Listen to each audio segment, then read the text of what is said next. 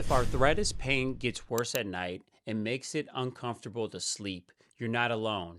But the answer is usually not changing positions all night and hope your body settles down. It's actually starting with the proper setup to make sure your body and your joints are properly supported. You don't need a complicated setup, you just need a better support in the right place. Not only have I been published regarding sleep positioning, I've helped people in person and online, especially when you're dealing with arthritis pain, because restful sleep not only helps with the next day, but it also helps your recovery, especially when you're dealing with arthritis. If you sleep on your back, try putting a pillow under your knees.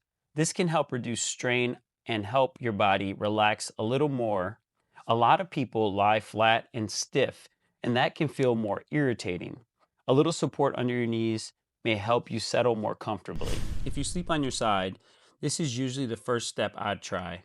Put a pillow between your knees. This helps reduce twisting and can take pressure off your hips, knees, and low back. You want your body to stay in a more stacked, not twisted position. If you sleep on your stomach, that position can sometimes put more stress through the low back and it makes it harder for your body to relax. However, if you have to get good sleep and you're only a stomach sleeper, this is for you. One simple thing to try is place a thin pillow under the hips or lower abdomen. That may help reduce some of the strain through the low back and make the position feel a little more supported. You don't want a big bulky pillow here, just a small amount of support. By the way, if you want a link to this pillow that I'm using for both my head and underneath my pelvis, I'll leave a link in the description. So the three setups you want to remember are: if you're sleeping on your back, try putting a pillow underneath the knees.